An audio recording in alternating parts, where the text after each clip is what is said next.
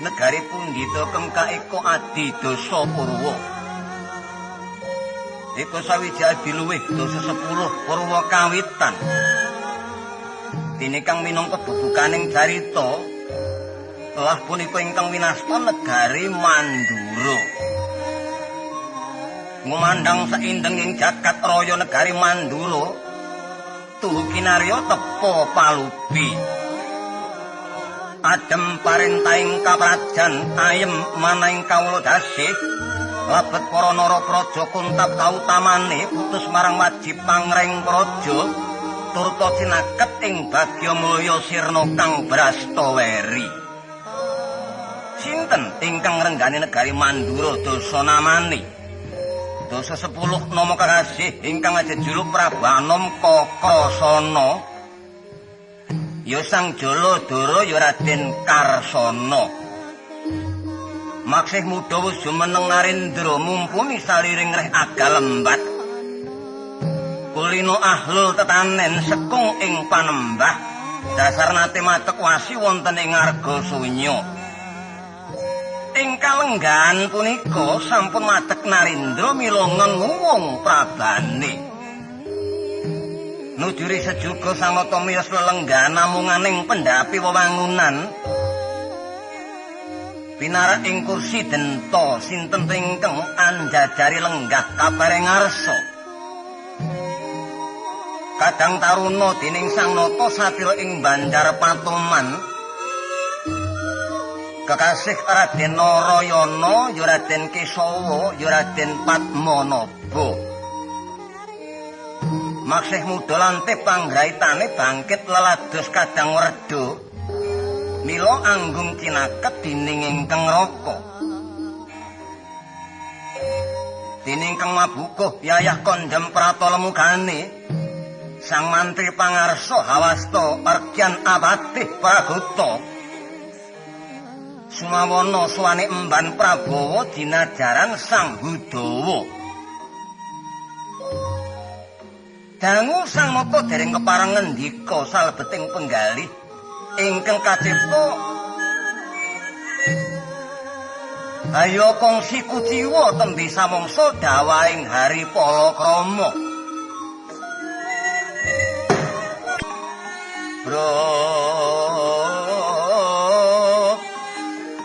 Prabane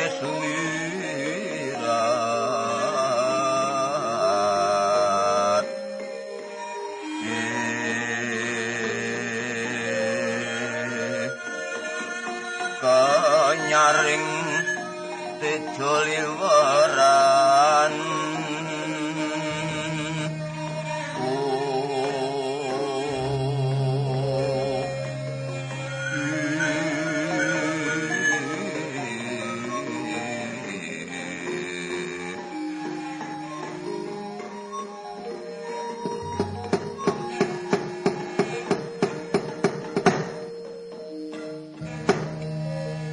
Adiku diadiku kadanging pun Kakang Narayana.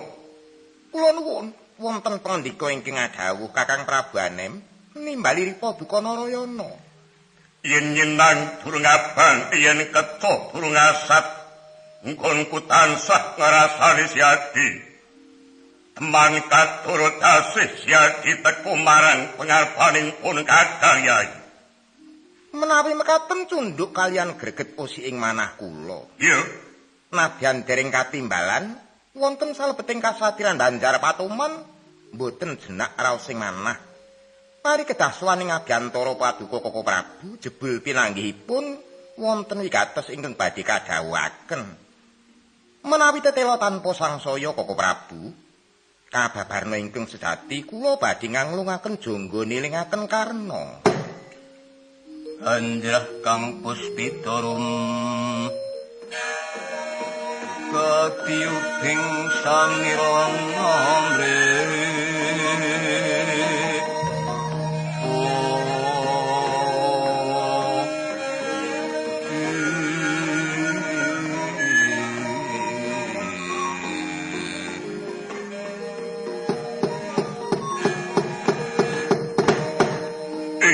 Pragoto.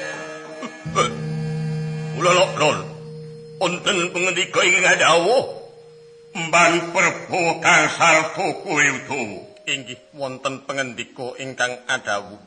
Nun wonten dawuh ingkang pangandika kula nun. Wis sakatelune pisan padha melu nilingake kang bakal dak dawuhake marang Gustimu Narayana. Lho inggih senika Gusti Dimas Narayana. Kula Kakang Prabu baleni rembug kang wus kawuri nalika pun Kakang sinaraya dening Paman Prabu Mandaraka ngundurake putra-putri pembayun sekaring kedaton Dewi Irwati kang kadusta dening Kartobiyoga kajaba sepisan pun Kakang Sembada numpes durat moko Kartobiyoga kalbu wong ngadwane ingkang jejuluk Prabu Kurandayaksa ing tirta kadasar ana tandha yekti maneh pun Kakang nyiwanake prameswaring tirta kadasar Dewi Tapayati tandha panungkul marang Mandaraka ini kang mangkono saengga kawiyos pangandikaning Paman Prabu Mandaraka cocok lan surasane biwara sapa kang ngundurake Dewi Irwati babar pisan bakal kajatukramakake kapundhut mantu dening Paman Prabu Saryapati Narayana. Duh aduh Koko Prabu. Upamiya ketingal mekaten mongko kagenging manah kula ngasuraken agenging Ardi Maha Meru. Mboten perkawis Kakang Prabu badhe kapundhut mantu, oh mboten. Nanging paduka Kakang Prabu saged damel pepadang pepetenging negari Mandaraka menika sampun nama satunggiling lelabetan ingkang luhur. Langkung-langkung wiyosing pangandikanipun Paman Prabu Mandaraka kepareng nedya mundhut mantu Kakang Prabu. Menawi kula ingkang mestani bebasan ngempalaken balung apisah nuntemaken daging kang renggan Koko Prabu. Iya bener kandamu Narayana. Iya mung pamintaning pun Kakang tembe samangsa tempuking gawe papamiwahan iki aja nganti ngujiwani Narayana. Wangku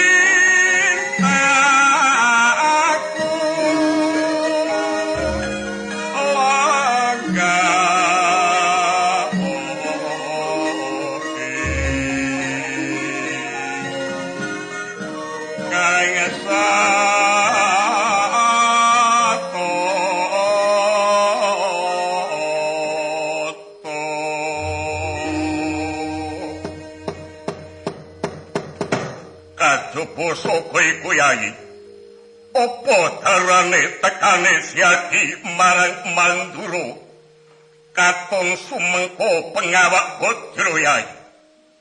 Sadereng sasampunipun kula nyadong deduka ingkang kathah-kathah Koko Prabu dene boten katimbalan wantun sowan boten sebab saking pungapa Paduka pun Rukmarata pundi nawalinipun Rama Prabu mugi kunjuk ing ngarsa Paduka Kakang Prabu Anem kawula nuwun. Mergi tumuli haturna nawala peparinging Paman Prabu yai. Sumangga Kakang Prabu. Leng-leng ramyaning Kang Driya. Leryang tandra katawengan.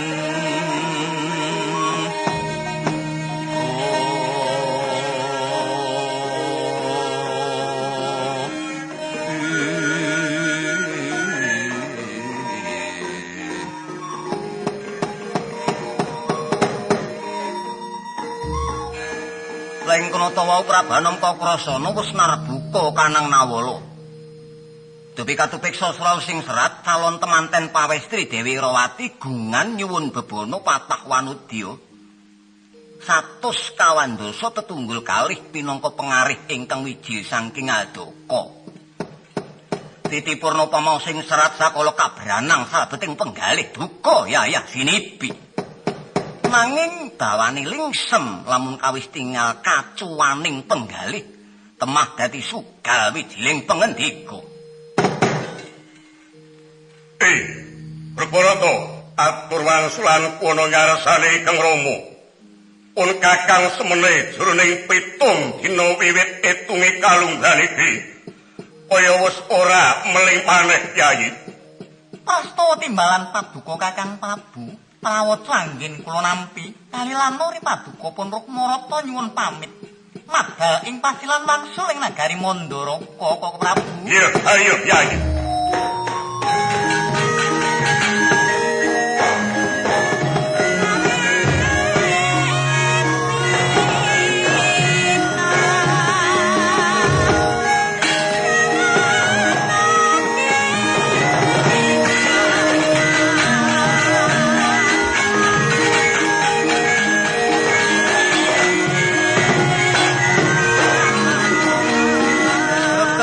Kabanang duka yayah sinipi Jebang mawing-mawingo Medot padaning ladi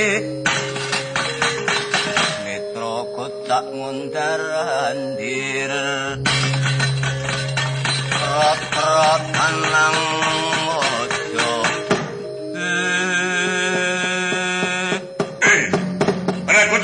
Pragodo layang ulem wis kebatut kok menawi namung bab menika kemawon tanggapaning raos kula cengkah kalian penggalih Paduka Koko Prabu. Cekahe piye lho?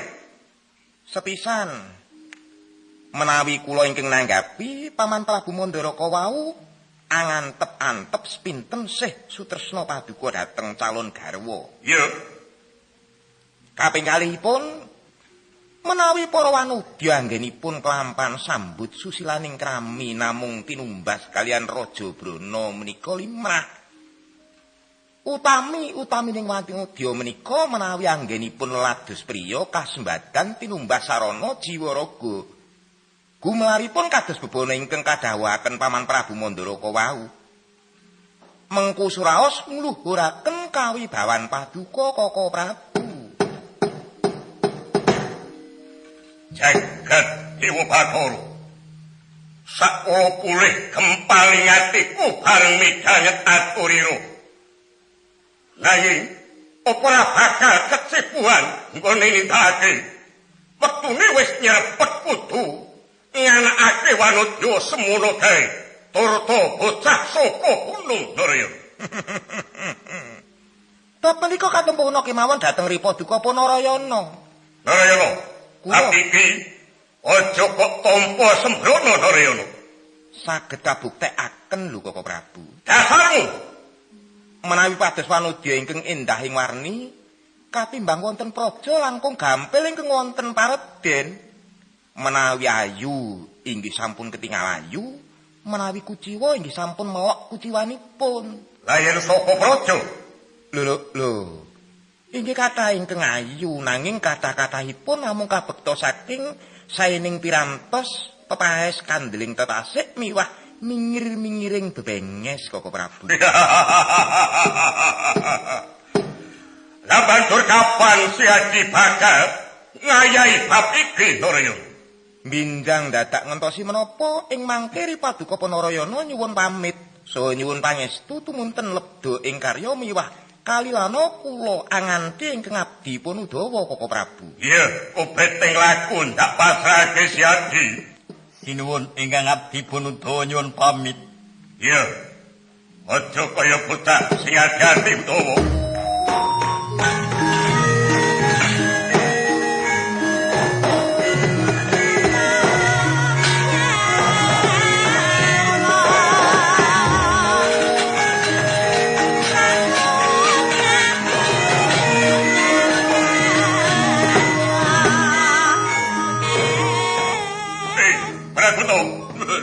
Kula dinuwun saya kantangake wanci yen sira sabdianku Narayana. Bareng Paduka ingkang sinuwun kados pundi? Dina iki tak putus umiringa sing Narayana. Apa kang dikarepake prayoga ditindakake nganti emban berbawa. Inggih sinuwun, boten langkung kula nyuwun pamit saha nyuwun pangestu kula Semanten ugi pun abdi Prabowo nyuwun pamit saha nyuwun pangestu Gusti. Sakarone padha budhal para harta laku ing desa.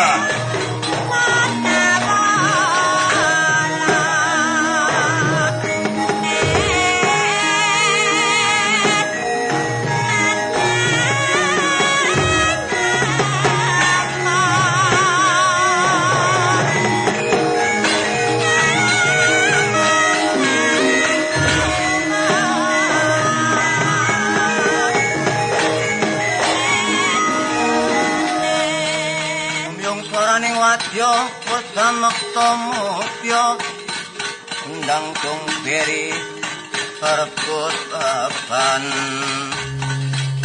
tanono liru perneng sajuru-juru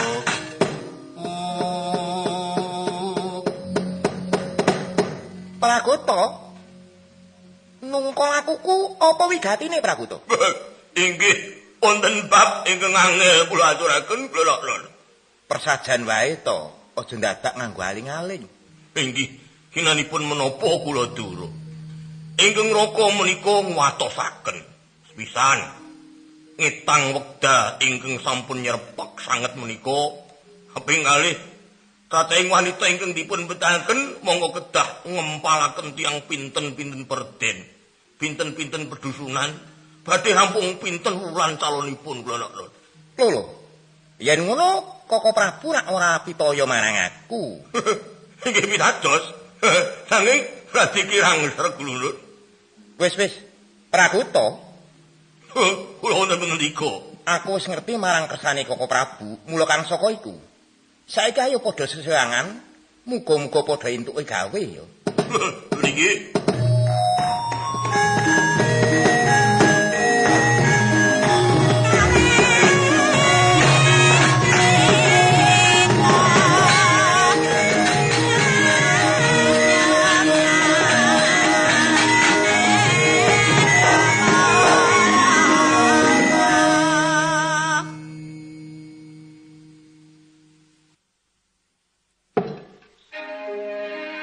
Pramara manguswa umyung handrengeng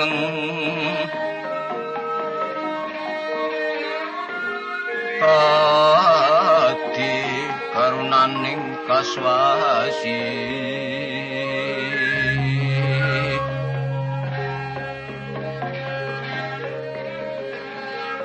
ning marga Hamalagung sang Gandawastratmaja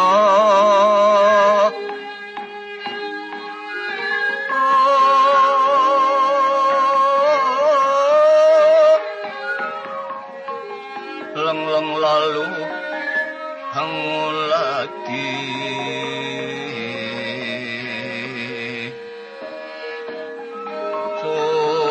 Surya mangrangsang wayah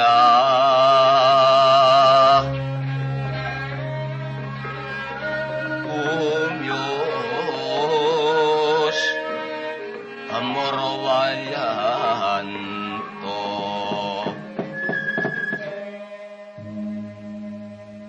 sirep sang Hyang Arka gumantos ing dalu jering radri dereng wonten ingkang cinarita mung sang Hyang Candra ingkang mijil saking pratala arep merbawani jagat dupitata sing kamangtian diwasane sang Hyang Arka hanenggih ingkang dawek lelana brata ing samagi-margi lampahing Panakawan kaduk wani kurang dedugi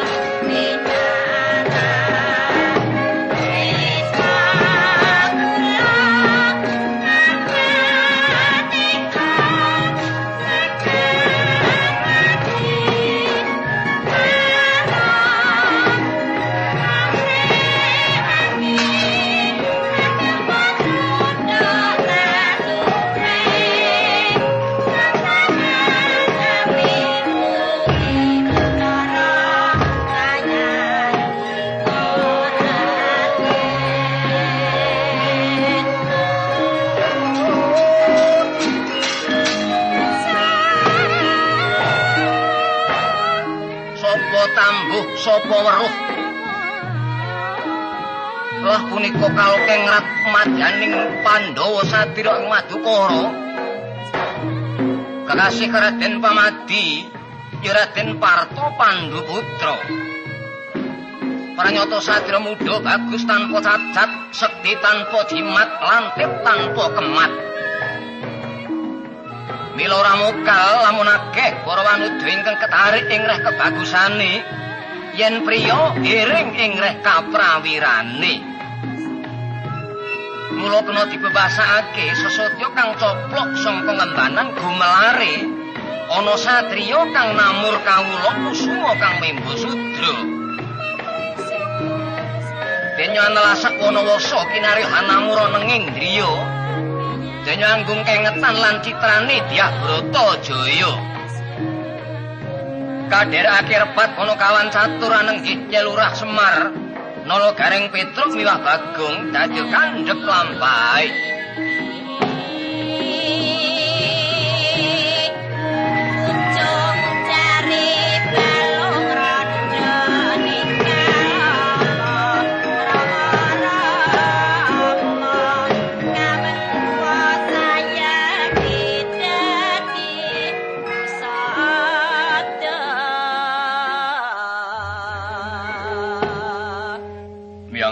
Gadung malengkung lir kawersan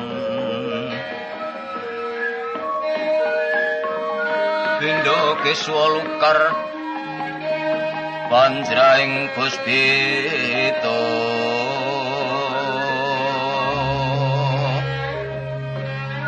Brahmara anggreng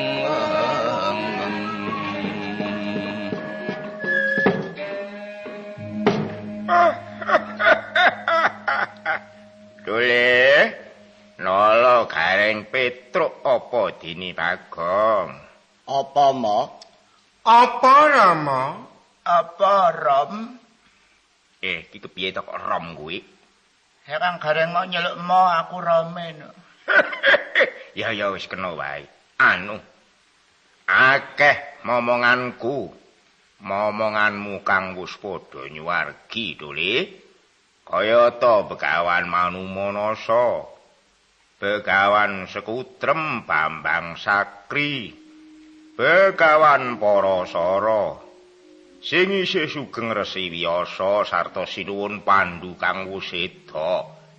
Akeh satriya wingit, nanging ora kaya bendaramu Raden Pemadi, Dule. Wingit perkara kang endi? Rama. Apa? Aja kok banget-bangetake lho Mo. Wingit kuwi sing kok karepake kepriye? Pasmone apa pambegane Mo?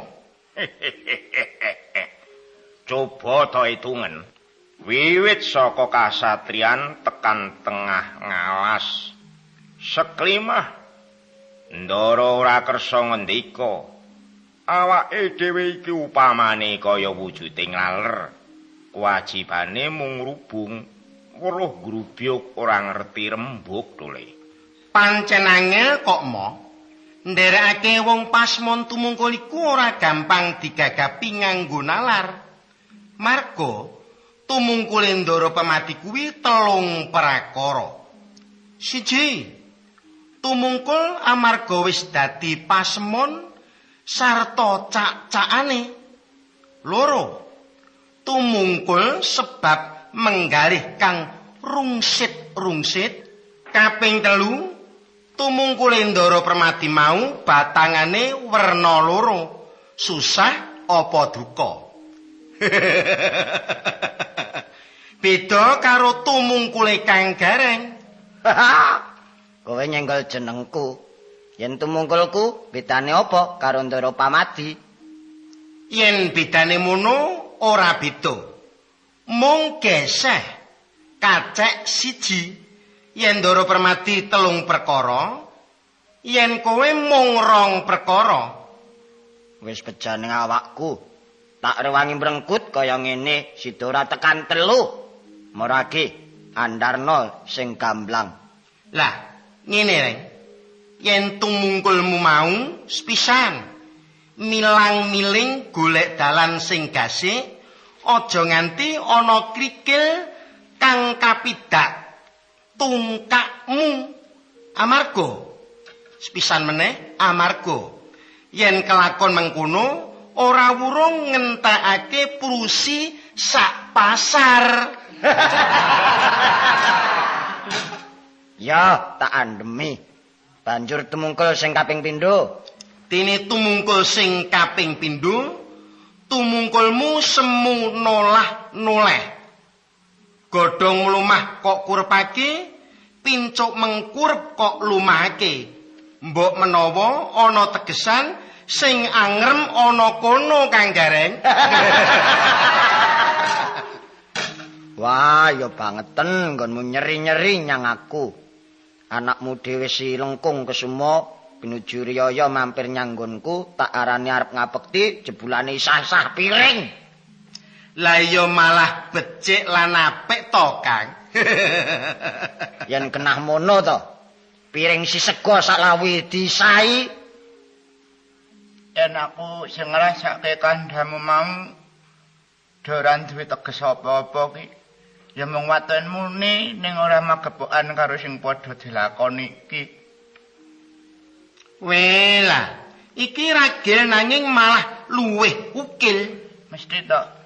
Merga tumraping aku ndara kuwi ngendika ya ben ora perlu disemak. Merga ndara kuwi wis bisa ngendika gajeke wiwit yus 2 taun kae wis teteh ngendika. Ya bener kowe timbang sing dioyak-oyak wong sepasar dek wingi. Lah wis gagasen arep apa meneh? Wewenangku lan wewenangmu nyang ndara kuwi tekan sepira? Munggo ndara kuwi keren.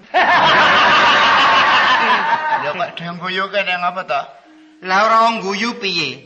Karepmu ki piye to? Unimu kok keren ki? Oh, tak karepke ora keren kok, keren. Lah rak ngono. Sing ngene, munggo ndara kuwi keren, tak ithik-ithik mesti guyu. Lah iya, menungso kuwi watake ora beda karo wujude. Lah sing kok karepake kepriye Kang Gareng?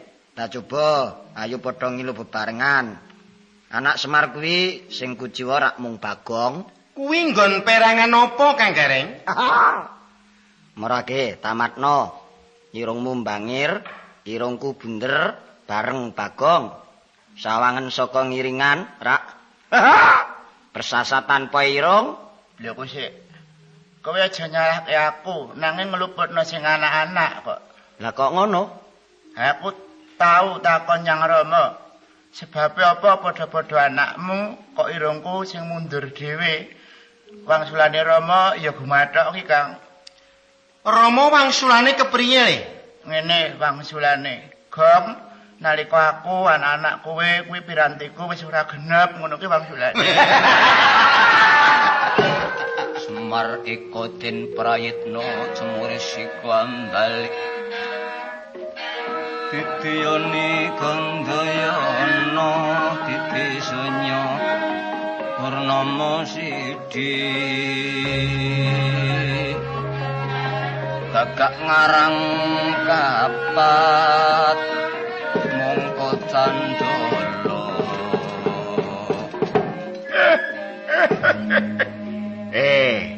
Bareng padha nyandak jenengku mak gregah aku iki mau. Wis. Anu, mbokake Dole Pedro, kowe sing tansah jinaket.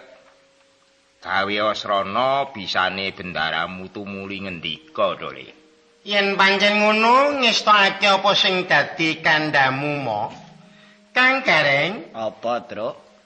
aku bakal ngaturake lelagon gending Banyumasan ning mbok menawa ana tuna dungkaping garapan aja kurang ing pamengku sabab bab gending iki wis diolah dibumboni dening panjenengane Bapak Tumenggung Wiraguna.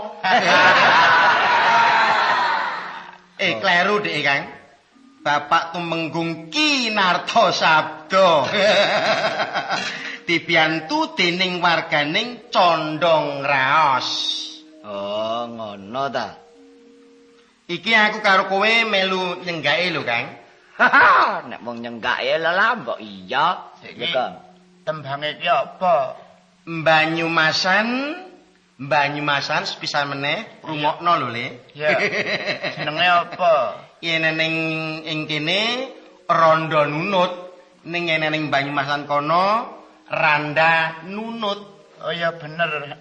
Dados. Randane nunut orang nginang ora ngemut ora nginang ora ngemut lambene di krumut semut lambene di krumut semut bocah-bocah kuwe nyolong jagung kebayane diomei menang bae suwe-suwe nggo mantune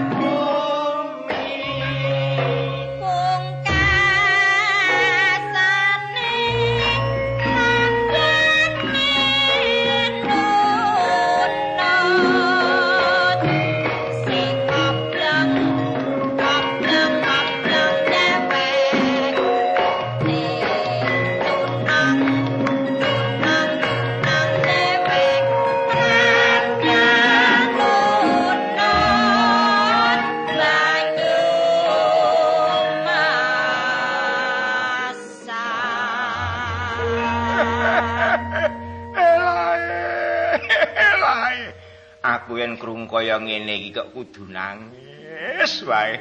Petro, Ana apa, Mo? tulung Dole lelagon iki buntelen ya Dole aja nganti langsung ya Dole dinggo sarapan meneh. Iya, Mo, iya, Mo. Nanging ngene ya, Nger. Kanggo nglegani atiku, using kowe dhewe padha lelagon, aku kok ya kepengin lho, Nger. Kowe arep nyekar to, Mo?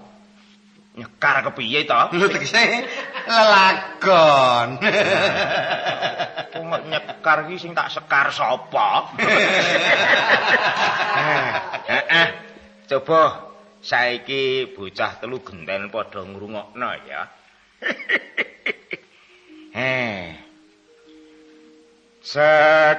Sekara santi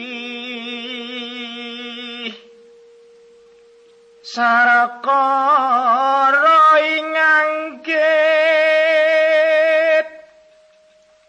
yen kinikit sayekti tan gotra prayoga winedarake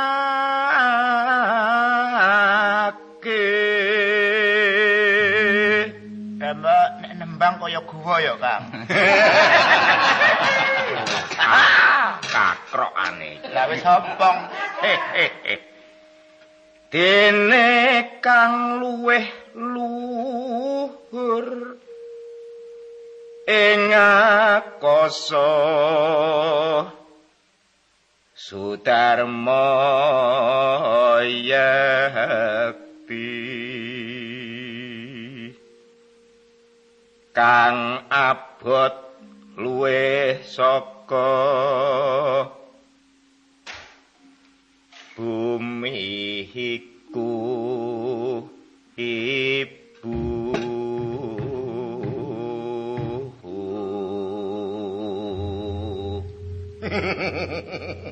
Ganggang, Apa? Rama ki yen nyuwara kok gedak-gedek ki ning apa to? Kuwi buyuten ya. Oh, dudu planet menungso tenan. Selingan kok mbok selingan kena wae kok. Kang Rikat saka Maruta tan liyanmu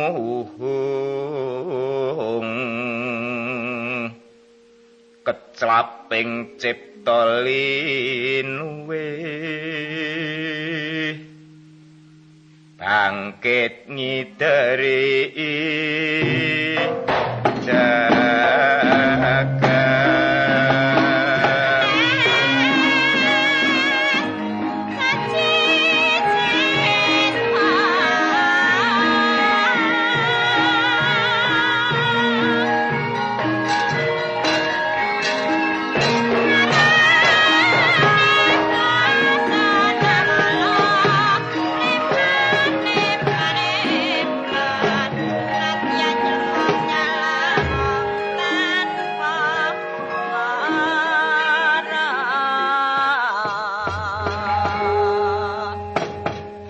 Kakang Badranaya mangkene iki rasane wong kang lagi katriweng amarga ketaman oneng sapa maneh kang bisa melu ngenteng-entengake aboting rasaku kajaba mung kowe Kakang.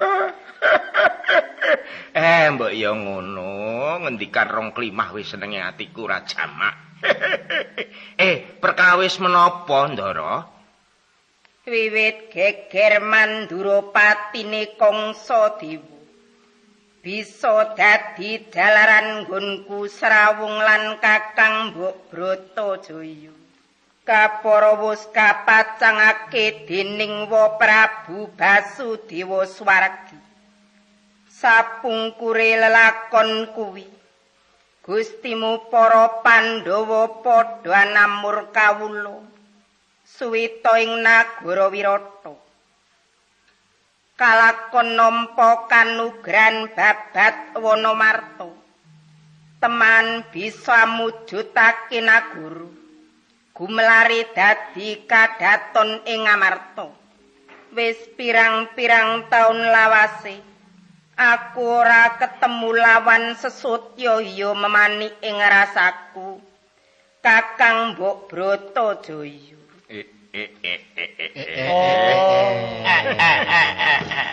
Lho, kowe iki guyu apa nirokke aku? Sing kena pemain kowe tamu aku ya padha wae kok. Lah ya ngatasi aku kok Petruk kene kono iki karepmu piye? Lah pirantine beda-beda kok pirantimu nine aku kok ya. Lah nek aku ngono mung gareng lah bareng Bagong kuwi lho. Aku wong ngombe kok. Wis, kena kok sembrono wae. Keparenga nulat lekasipun para yang paduka ingkang sampun suwargi Ndara. Menawi ndawek taman pepeteng, pantok pepuntoning tekad namung pasrah dhateng panguwasanipun ingkang akarya jagat. Mulat mara Sang Arjuna tresna kamanungsan kasrepan ring tingkahe mungsa yan padha kadang ayo daya wong wanehan awang anak ing Yayah yang iblan wanggeh paman mangladi Sang Narpasaya.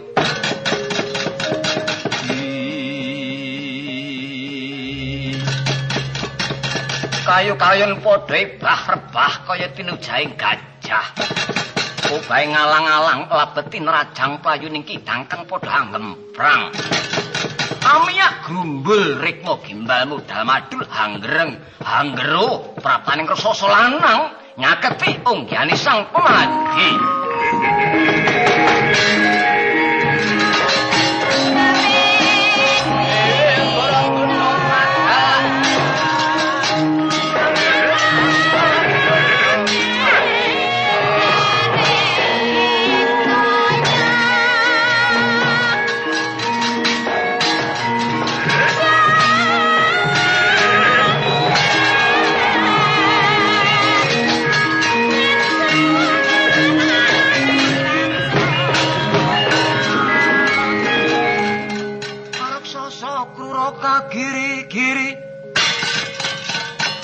nyolir prabata bang kawelagar manguhing mungsu aminta lawan angrus-rus singonado aja enggal manubruha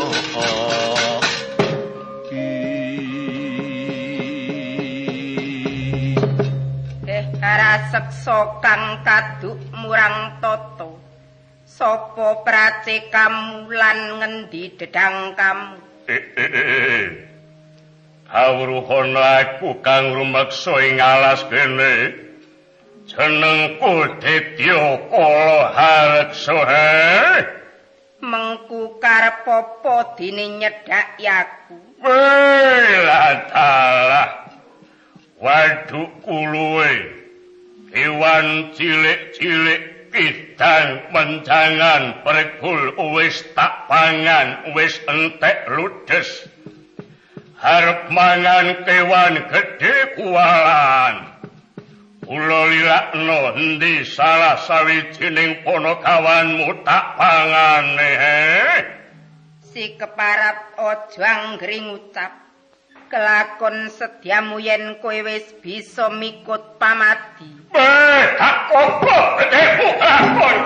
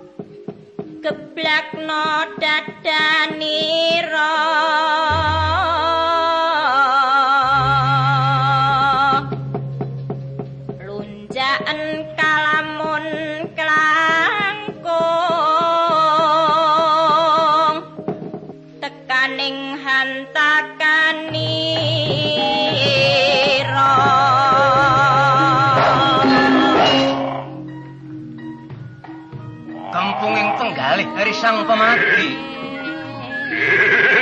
Amusti Warastra lumepas saking kendeng dumebet suarane tumomo Sang Hareksa Konta dawah kebih sira sipating ngaraseksa Hadar Sang Hyang Bathara Kumajaya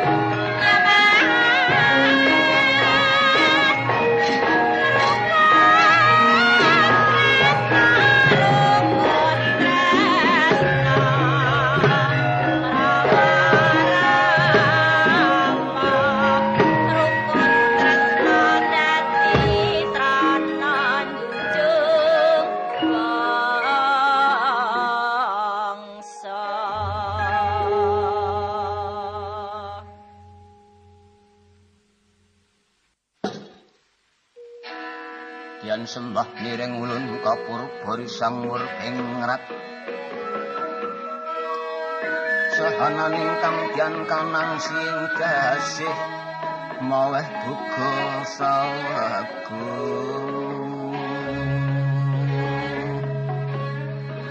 maksih paring telahan agung pinujing hari banget panarima ulun kula dene jeneng kita wis bisa ngruwat nggon ulun nandhang Cintraka.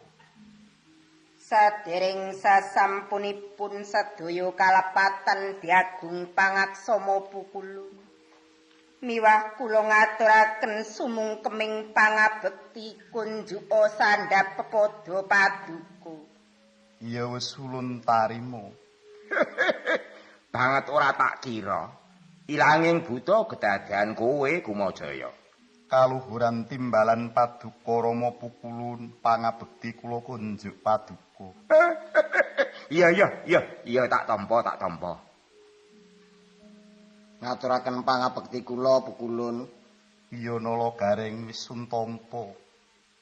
Senadyan kula ngaturaken sungkeming pangabekti pikulan. Kok pikulan? Lah bener? Len. Lho. Ana wong kok le kurang ajar kok le ndadi. Benere piye to, Mo? Sembuh, ora taturan. Inggih ngaturaken sembah Guni.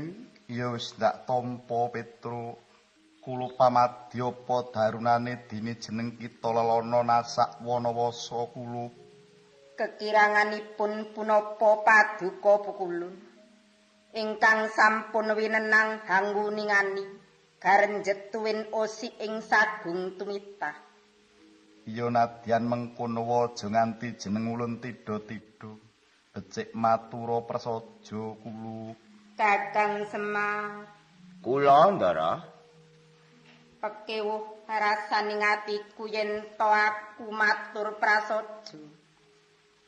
Mongso borong Kakang. Nggih. Mengke kula sing ngrampungi.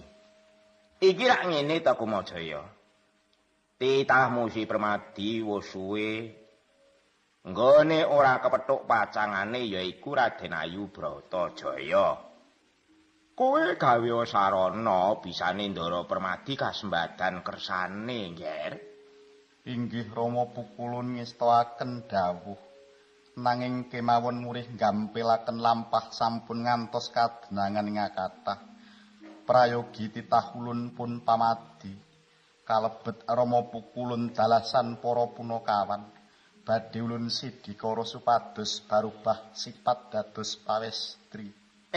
Iya aku ndumbani nggih. Bumi gonjang ganjing langit kelap-kelap Baton lirik bintang ngalis Sang maweh gandrung sabarang kadulu Eling-eling Sang Hyang Kumajaya diwaning wewangunan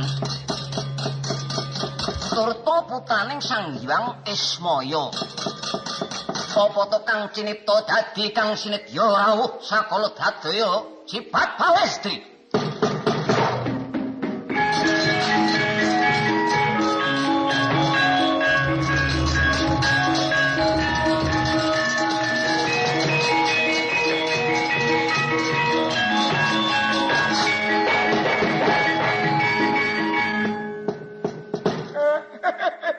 Lah iki piye ta iki lelakon kok kaya ngene iki? Gumun aku ya, Le ya. Nganti aku dhewe nggumun setahun jinggeng serendeng karo awakku dhewe. Prabotku iki kok kaya ngene to, Mo? Aku dhewe iki ora ngrumangsani ngerti-ngerti wis kembenan minting-minting. Ben, aja dikandhani Bagong ning mburi kae menengo wae saja. Aja dikandhani. Kalau urung ngerti wis malih rupane kae. Kumajaya. Kula Rama Pukulun. Lah kabeh wis kaya ngene iki banjur kowe kuwi ngendika wae kepenake laku iki kepiye? Nuwun inggih. Pamadi dina iki jeneng kita ulun paringi sesilih endang werdiningsih iya Endang Kararantan Sari. Nuwun inggih mboten langkung dhateng sendika. Dene Paduka Rama Pukulun sumangga anggenipun damel nami. Ya, wis mengko gampang wis ana aku. Purnaning gati werdiningsih ulun nedya makaiwangan. Nuwun inggih sembah kula nderek Paduka Pukulun. Rama Pukulun putra Paduka Kumajaya nyuwun pamit wangsuling kaiwangan. Iya nggih ya ora arjo aku.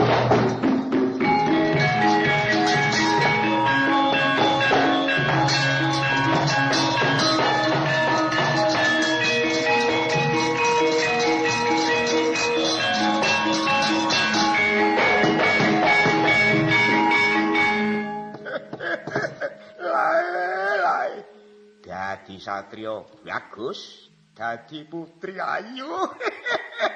Ora kaya anakku telu kok morak-marik kabeh isian. Yen aku ki ndelok Kang Gareng ki ras pirama. Ning bareng aku ndelok wujute si Bagong kuwi coba sawangen saatase bocah wedok perawan. Lha iya ta? Ning kok wujute kaya ngono kuwi ra ndaraki piye coba sawangen. Lah kok ya wis, Mak. Sruntul rene to mau. Raine le mublak piye? Sik aku aja dicacat sik to. Aku ki nggo bapak-bapak. Kowe wedok, lah aku ki ora wedok ora lanang. Ya apa? Jengki. Ono angger ngucap kok sak kepenake wae. Nek raine ngono ora sepiro kok mo. Sing marai ketara ki apane janjane Bagong ki. Kala menjinge kuwi lho. Angkala menjing kok ning gitok yen. Ndara werdiningsih. Apa Kakang Semar? Aduh senenge atiku. Ning mengke ampun lali lho yen tindak napa nggih cara putri engko terus cara satriya. Lah ya kowe bisa ngandani aku, mengko gek kowe dhewe lali Kakang. Mboten wurung. Rama. Apa? Kuwi dibenake sik stagene nglewer ngono kok. Malah wong cupet ngene ra. Ngeten mawon. Mamrih prayogane Ndara, sampeyan kula pek anak kepernah ragil dadi adine si Bagong niku, nggih? Dadi aku cilik dhewe ya Kakang, nek ngaturi piye Kakang? Ibu pinten? Ibu apa biyung? Ibu sing dhuwur sithik ngoten lho. Piye to enake piye? Nek ibu aku ora cocok kok mo. Piye? Ya biyung kuwi malah ditambahi biyung tolong. Kurang ajar ana kok jebul. Lho, Ndara. Boleh? Lho, kok krungu tracake kuda saya cedak. Lho, sajake ki sapa? Sapa kae? Sapa kae coba saya kene. Ana piyayi mo. Wah, iya.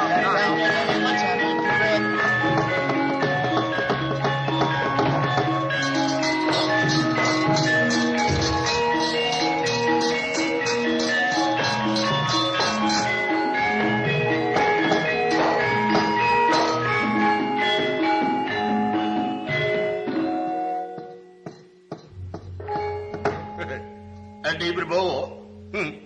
Orang ngira lakuning pun Kakang lan si Aldi. Kepethuk wong mbebarang utuk obrol. Inggih kiraka kula tingali wonten setunggal ingkang pantes miwah cocok dados pepataning temanten. Nyai, jenengmu sapa lan kabeh iki apamu? Nggih, nami kula Nyai Melok. Dene bocah wadon papat niki anak kula kabeh. Sing barep niki jenenge Melik. Lah sing angka 2 niku jenenge Meleng. Angka 3 jenenge Moblong. Ragile niki jenenge Werdiningsih. Kok adoh temen sungsate. Mbak-yune kaya Nini Tawok, sing ragil kaya widodari darat. Niku anu kok mawa-mawa anu daman-damane ibune kok. Amang takoni dhewe niku. Yung. Anakmu papat iki apa ya bapake siji? Nek kula mbiyen miturut sejarah Rama jaman kula lair niku mbarengi mangsa mareng larang banyu mula dadi bungkik.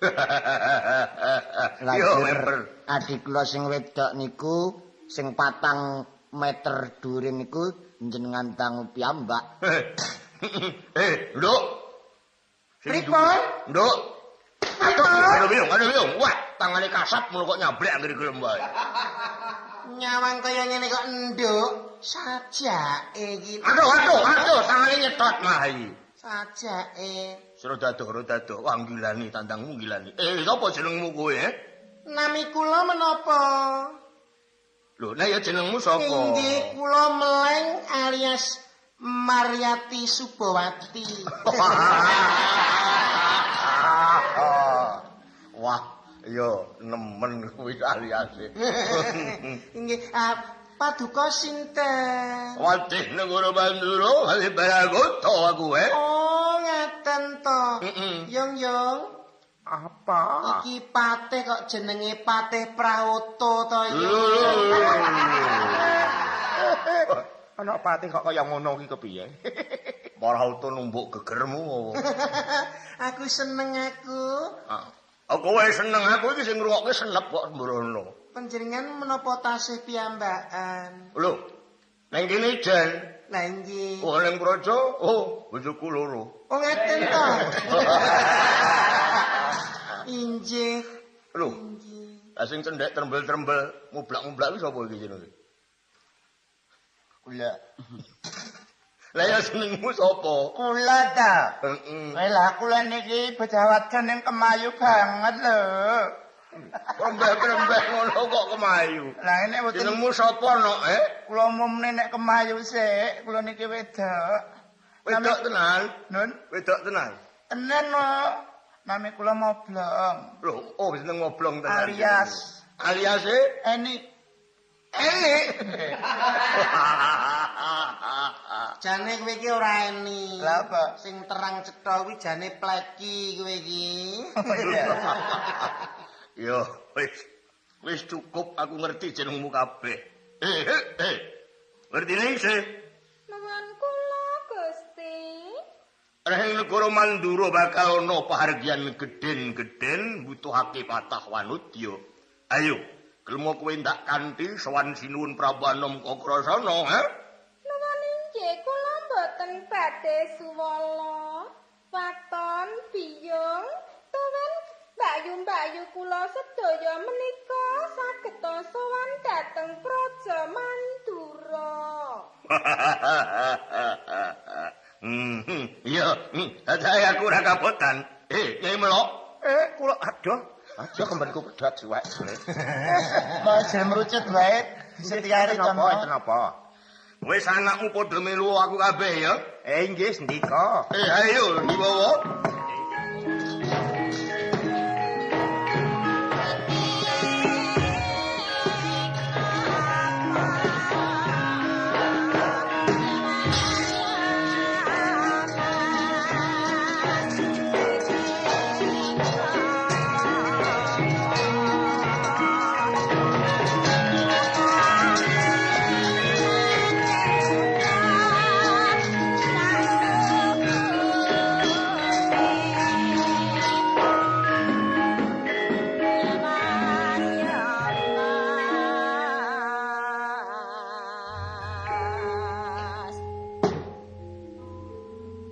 Karorean kang aglung mayang makar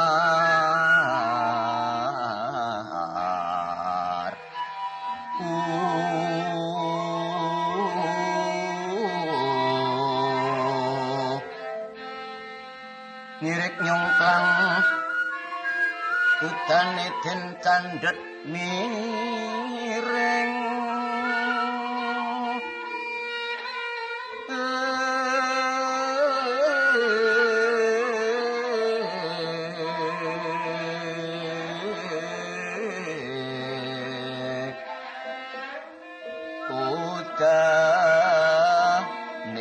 candhet miring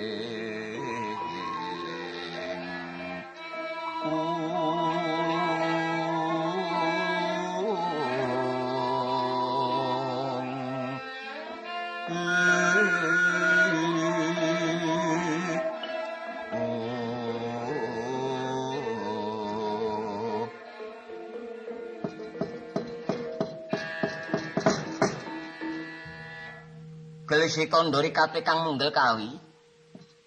Raden Narayana sampun kelampan amboyo ngindang Jembawati saking pratapan Gada Madana. Nanging kajujugaken ing kasatriyan Banjarpatoman.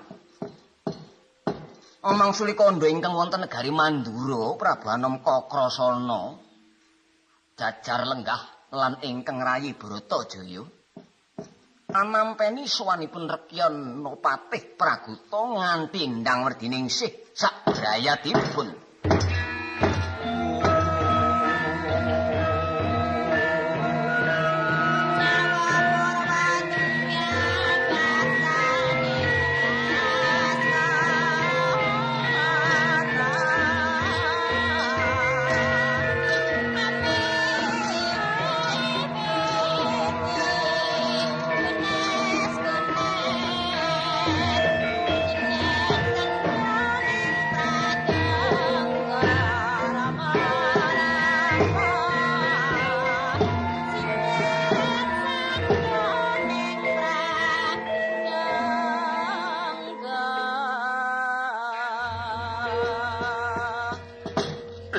Praguta, ingune kowe tak kongkon golek Wanodya, apa tingan kang patut tinarya patah. Kene yo wong lima cacahe kok mung siji sing ae Praguta. Nyadong tetuko ingkang kathah Iya. Lari pangestri ingkang kula suwanaken menika nami Endang Werdiningsih. Endang Werdiningsih. Iya. Kedugi kula boyong sowan ngarsa paduka ingkang sinuwun menawi sakulawarga dipun kingingaken tumut. Kula katimbang boten angsal damel Werdiningsih kemawon pinangka tetungguling patah. Ewadene sanes-sanesipun dipun paringana pedamelan ingkang trep lan kesagedanipun piyambak lho. Iya, mengko gampang. Bratajaya, Werdiningsih iki ajaken ngendikan supaya gedhe atine lan kula wonten tata krama cara praja. Iya Kaka Prabu ngestake dawuh. Werdiningsih kula Raden Ayu. Aku iki kadang nome Kaka Prabu Kakrasana. Sesilihku Bratajaya. Menawi asma sampun nate kula pireng. Katemben punika kula saged sowan wonten ngarsa paduka. Kula ngaturaken pangabekti mugi katur. Iya tak tampa gawe gedhe ning atiku. Kajaba saka iku Werdiningsih. Ayo derekno mancing jroning kaputren. Kowe bakal tak sinawing bab tata krama kang sarta kasusilaning wanita praja. Nuwun inggih ngestaken dawuh Raden Ayu. Bratajaya mangsa Kurawa Siadi isane Werdiningsih aja nganti kidung yai. Iya Kakang. Bab iki tumuli bakal ndak tindakake.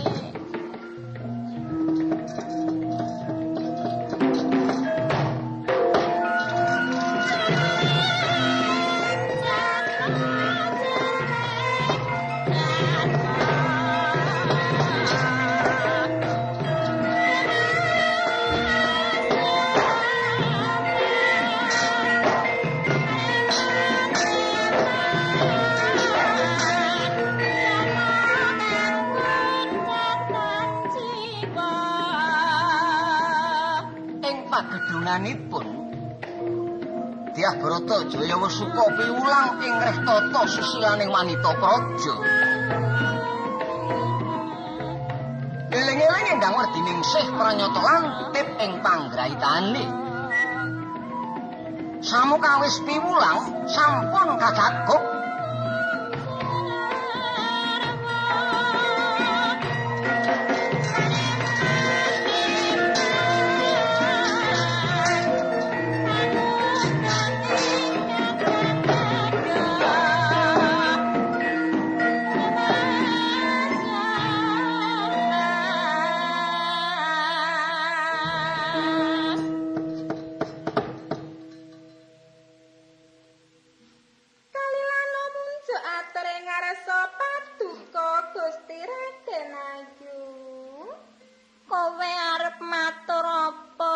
Werdi Ningsih. Nuwun inggih reh ning kawula punika namung sadreming ngestakaken dawuhipun Gusti Patih Pragoto. Kadhawan sowan wonten ngarsa paduka menika reh ning sampun saged mangertosi anggen paduka paring ajar cara caranipun praja. Sakmenika kula badhe saged rak inggih saged to inggih. Aja kulina ngalembono adu arep yen dasarmu kurang pratitis katon anggonmu mawa pamrih. Nuwun inggih Kusuma Dewi, paring kula menika namung sadremi. Matur wonten ngarsa paduka sejatosipun menika atur mboten lelamisan. Inggih saking derenging manah kula Gusti. Wis Werdi Ningsih. Aku rumangsa wis saya tak ngaso dhisik petekono ampeanku iki. Sajake saya kepenak rasaku yen anggonmu meteki sinambi repen sarta ura-ura. Nuwun inggih Gusti, namung menawi wonten klentunipun anggen kula rerepen wonten ngarsa paduka. Kirang sae swantenipun lan kirang prayogi ukaranipun. Mugi paduka kula aturi pareng pangapunten inggih Raden Ayu. Iya tumuli tindakno. Nuwun inggih, kula aturi mirengaken radi caket mriki kula peteki kalian kula rengeng-rengengaken Kusuma Dewi. Lersat patingsun dumiling hangu lati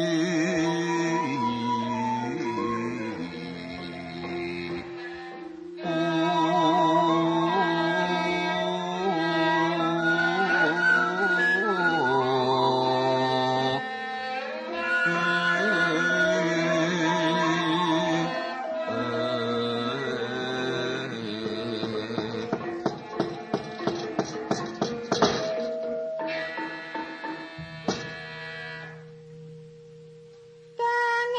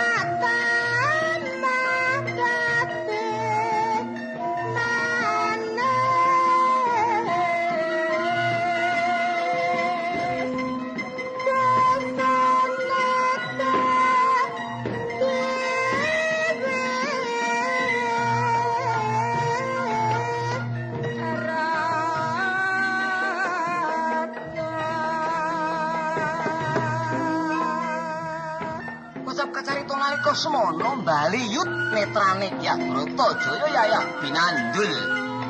Pauto. Risang Permadi kang sesingone ndang werdine isih. Katangku awi angampah grenging raos. Candhaan kang asta.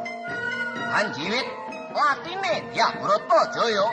Kabyat mulat sirna wujuding werdine isih. Dadi handele kepati.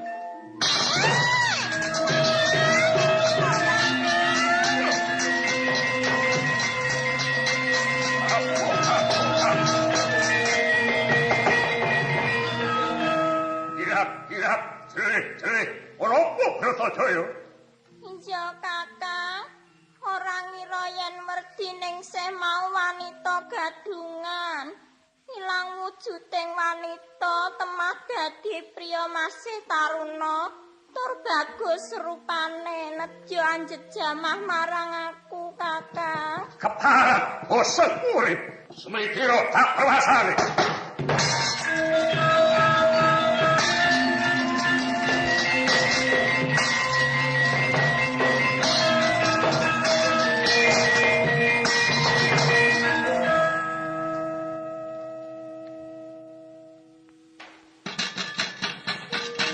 Laruta saking kuda kang kuro kula enten amuta sang Sri Bratajaya, werdine sik mau kedadiane kuwi to. Kuwi sapa to, Kakang? Buka kowe pangling. Genasik klemer pawadi ngono kok. Nyuwun pangapunten Kakang Prabu. Kula mboten tinimbalan wantun sowan.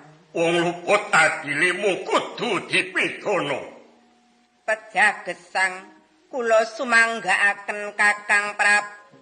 Bratajaya perkara iki bakal ndak putune Kakang Musidarayana. Wis mosok bodho.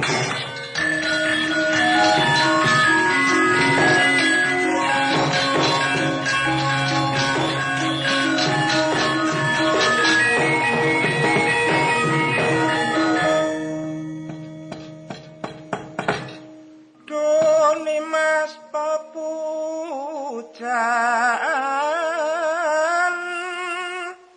ningsun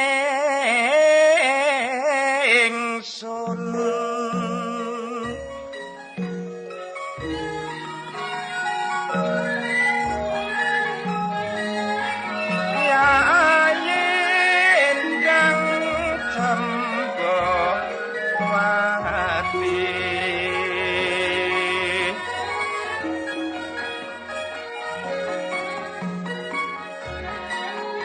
yatmika pasemonira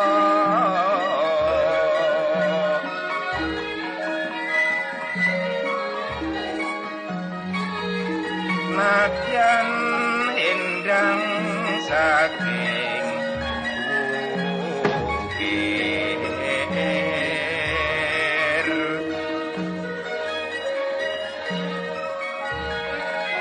wis pantes tak jatuh rama mukti wipo woneng negeri Tutup kacerita Sang Layarana.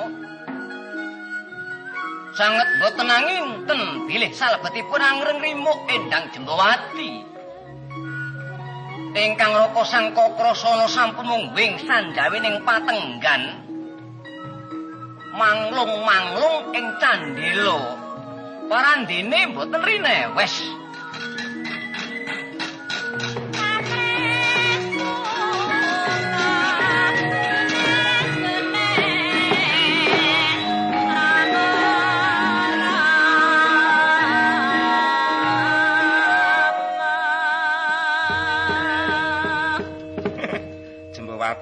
Jembawati. Aduh saka pertapan nggoda medana kowe tak boyong marang kasatriyan Banjar Patuman. Kuwi teko sprene durung katon memanising polatanmu. Yen tak singgol mung tansah kok kipatake. Luputku kuwi apa, Jembawati? Lah wong sampeyan satriya demen cidra kok. Cidra bab endi wong manis? Criyose kula dijak mriki ajeng dijak ningali temanten. Lho. Ora ngono, Jembawati. Banget nggonmu kapiluyu nonton temanten kuwi temanten sapa? Jarene sing dadi temanten niku Kakang sampeyan, Ratu Tasenen tur bagus rupane. Malah enten sing padha nyrioske jare temantene lanang kaya dewa darat. Lho.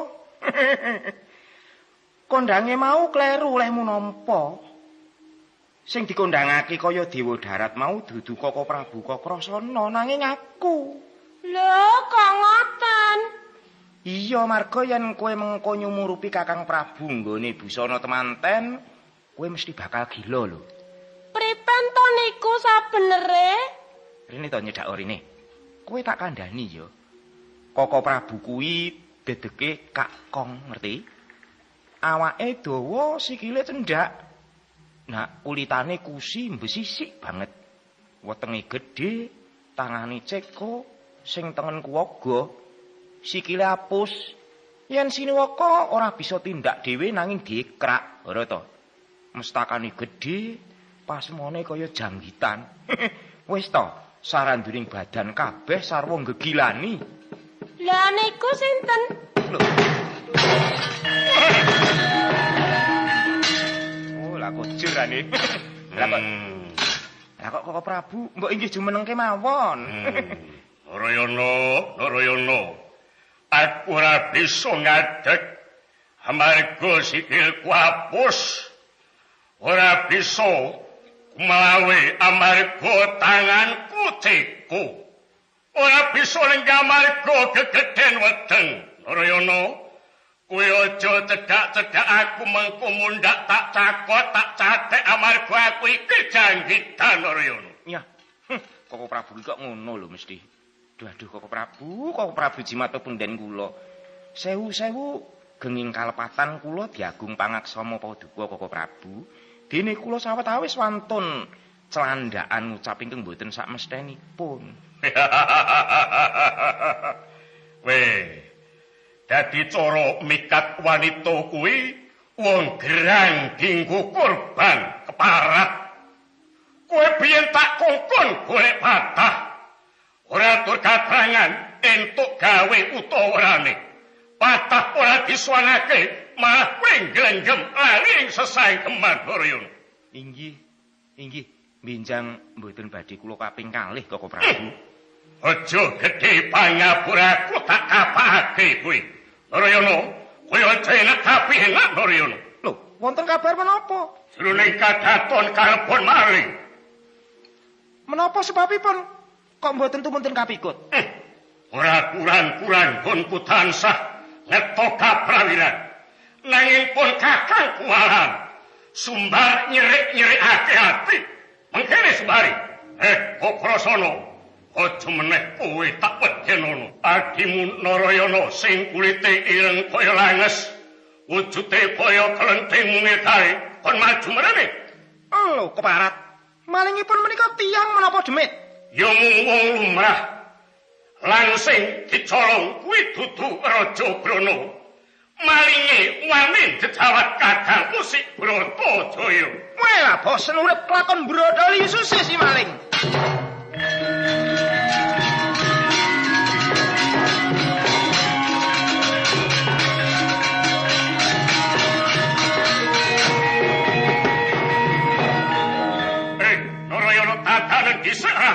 Sampun to sampun. Koko Prabu mboten perlu tume cawe-cawe. Miwah sampun caket-caket mindak kecipratan getih mangke. Ya wis sakarepmu Narayana.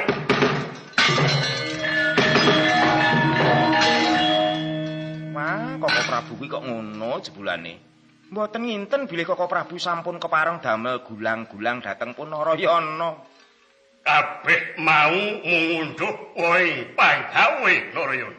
Inggih, nanging apa? Pandungipun si anu ngaten kok. Kakang, maling endang patenono. Mbah, kurang ajar ani. Mbah, ora caturan. Tak pateni tenan kowe sing kelabakan mengko. Apa memper wong bondo maling kok ngono kuwi coba. Lumrahe wong bondo kuwi tangan loro diringkus, ditaleni sing kenceng. Lah kok sonder siji diubetake wong loro kuwi karepmu kepriye? Ayo, diuculi. Tak uculi ora gelem kok, Kakang. Iki lho, Kakang, aku dijiwit. Jiwit genten. Keparat bondo kaya ngene iki, bondo cara ngendi, cara kepiye, ora? Kaki tak sawangi kaya ngopo nggone arep mateni maling. Kula sampun trimah tobat menawi mengsah kalian setunggal menika. Permadi aja nggigi mangsa ngentenono wasisaning mangsa kala. Kula namung anuhuni pangandikanipun Swaragiwa Prabu Basudewa. Iya, nanging kabeh mau becike kudu ditata. Kowe ra ngerti to? Yen Kakang Prabu arep dadi temanten. Lah mengko sak rampunge Koko Prabu Palakrama genti aku. Nak sak bubaripun Kakang, mengko lagi Koko Prabu meneh Palakrama. Yen wis Koko Prabu Palakrama kaping pindho, tumuli aku meneh. Sak bubare aku. Wis, jagat iki aja nganti ana wong lanang. Kejaba mung kowe. Kuno mereka ora kena dirasakake keparat. Abadi sing sabar karono ngenteni wasesane mungsuh kula Yai. Purnane kang sami pirembagan. Ana gondo arum-arum ngambar ngebeki jroning Datulaya. Nyarengi tumuruning para dewa Dewi Widodara Widodari ingkang pinandhigan dening pangijawantahipun Sang Hyang Brahma.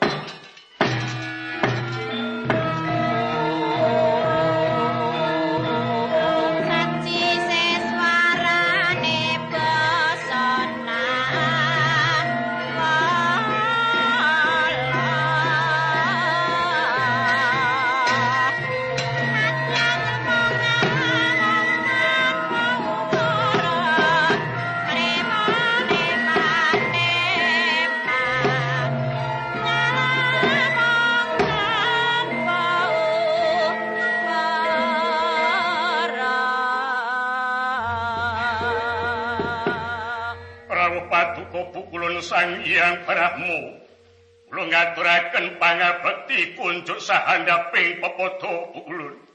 Iya kula wis sontarima. Amung puja pangestawa ulun marang jeneng kita, kula tampanana. Kula cadhong tangan kula kekalih kula pundi ing mestaka amawah ana bagya kaiwanan kula. Kajawi saking punika bukulun.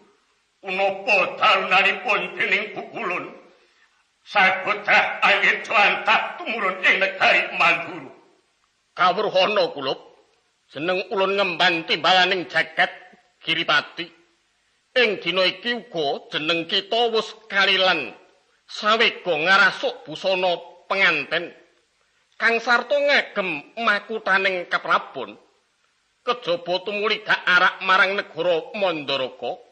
Jeneng kita kula Kakrasana uga kapeteban nama ajejuluk Prabu Baladewa. Ngaturaken sanget denging panuwun bagi lampah kula kairing mewah kayoman para dewa. Ayo kula ulun perdandani terus budal marang Mandaraka. Nggih kados sedika.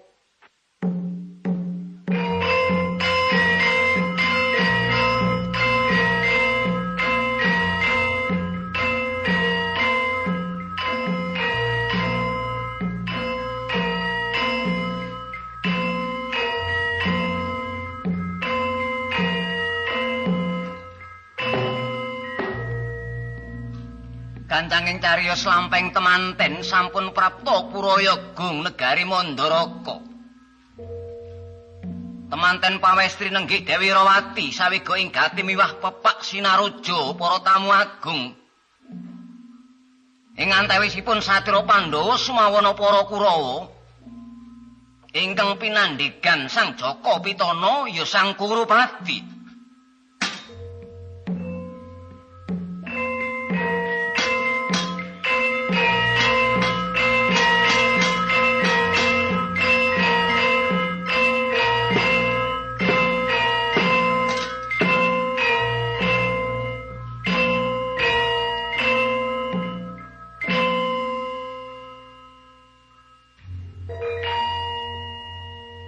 Pados kejugrugan ukir sari kebanjiran seganten madu negari Mandoraka. Rawuh Paduka Pukulun sampun nganti temanten kakung anak Prabu Anem Kakrasana. Kulub, jeneng ulun kang tinanggenah angombyongi mewah anjenengi Baka Daope putramu sakarune Kulub.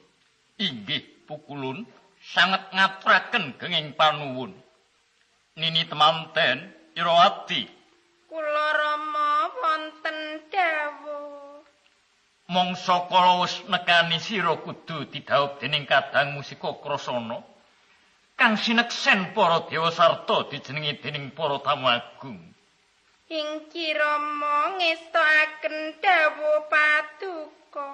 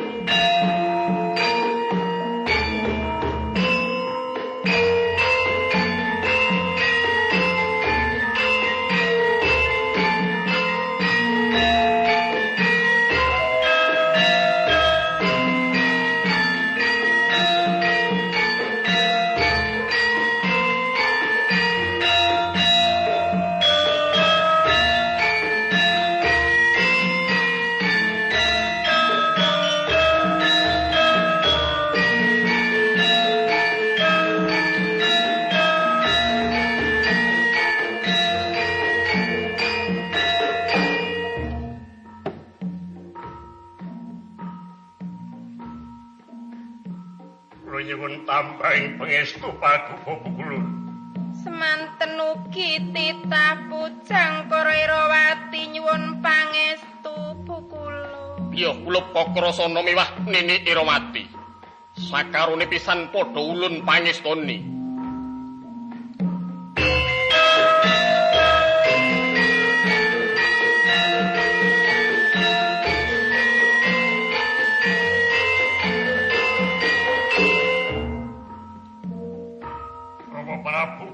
Tambahing pangestu Rama Prabu. Kula nyuwun pangestu Rama. Iya anakku temanten sakarone sun pangestoni. Tumuli boyongen mring Adulaya. Kula niki dados sendika.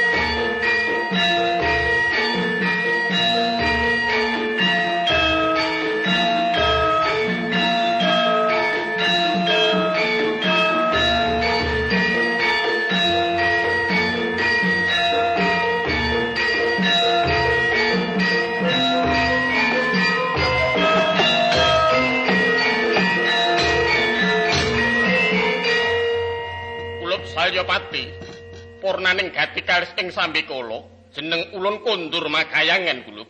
Inggih sembah kula nderek Paduka.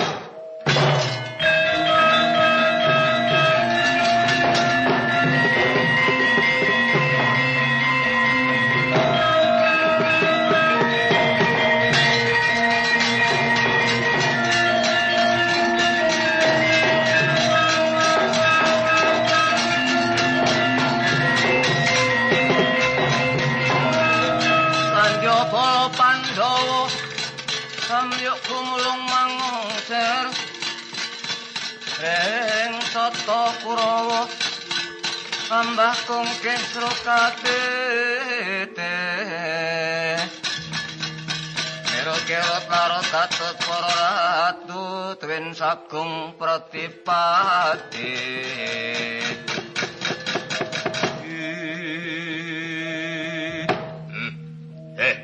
Paman Pati Sengguni Kulanggir Adi Mas Haryo turu Sosana Kula wonten pangandika ngadhawuh. Ingkang sarta Kartawarma sagadang Kurawa kabeh wae. Kakang Prabu. Wah, parat. Coba mang melu ngarasake lelakon kula wonten ing Pasamuwan Agung niki wau. Tab ingkang pundi nggih anak Prabu? Yen ditung mungguh akeh umur, kula luwih tuwa sarta luwih akeh. Mungguh luring derajat nggih dhuwur kula. Napa sebabe dening gone paring lalados bujana ingkang wujud argya sarta dedhaharan ingkang manca-warna. Ratu cilik-cilik padha didhisikake. Kula sakadang Kurawa disepelekake. Coba napa mboten mirang raos ing ati kula niki wau.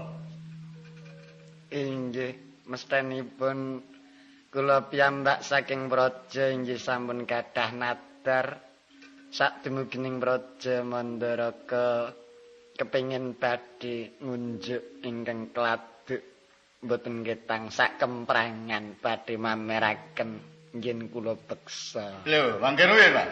Nek perkawis menika pinanggih sami. Ning perkawis pasugatan menika mboten sinten-sinten ingkang kawogan, ming lepatipun Sinoman. Sinomanipun klentu ratu cilik-cilik didhisikake ra ngaten. Pancen bener kowe. Lah nggih. Ning kaya ngoten niku tanpa tatanan. Wong sok padha mboten ngerti yen kula suwijining ratu gedhe. Dadekno uranamu paman. Semene kula niki wis tara suwe duwe milik kalih Sirawati. Parandene kalah dhisik kalih Kakrasana. Keparengipun mula bab kalakon iki kula nggo dadakan supaya kula bisa kalakon mboyong Sirawati mangsa budha rekane mangke kula pasrahake ndika sakadang Kurawa. Kulep nggih Dursasana. Kula wonten pangandika ing ngadhawuh Paman Haryo. Kartamarma lan Kurawa kabeh Wonten dawuh Paman. nanggapi keparengi Kang Raka nggih. Negara Mandaraka bumi angus nggih. Aman. Aman.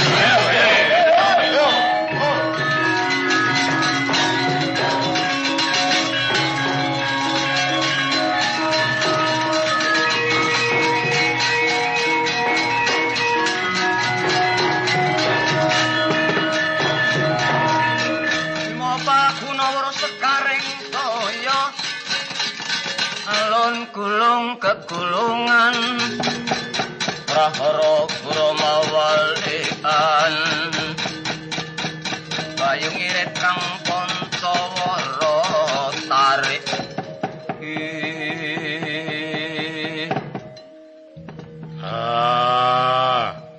Urupati kakangku aja gawe rusuh. Rayuga bali wae marang negara Ngastina. Sapa sing ngewangi wong Mandaraka tetep dadi mungsuhku.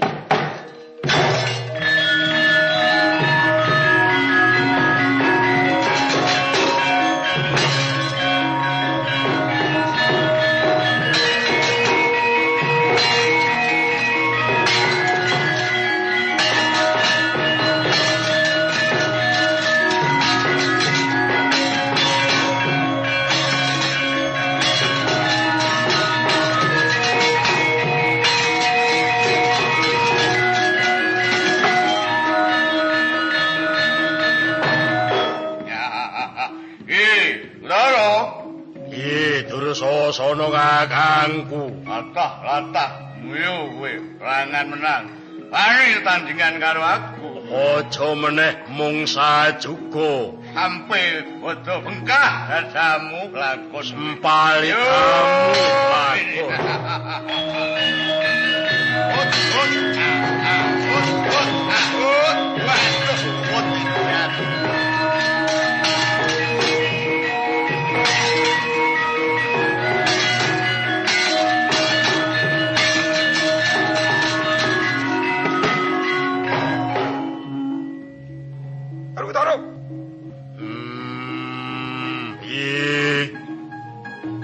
Karepe dhewe ngamuk punggung.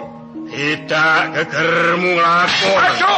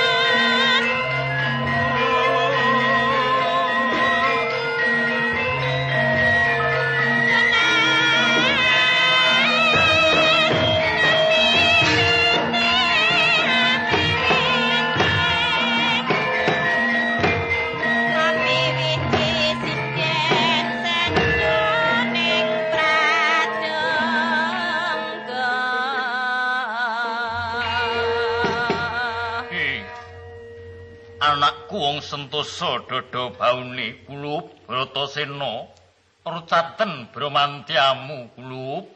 Ya ngestake dawuhmu. Ayo kulup tak ganti manjing jroning Datulaya suka-suka kembul Bojo Nandrawina. Sagutrah tetep condong raosira.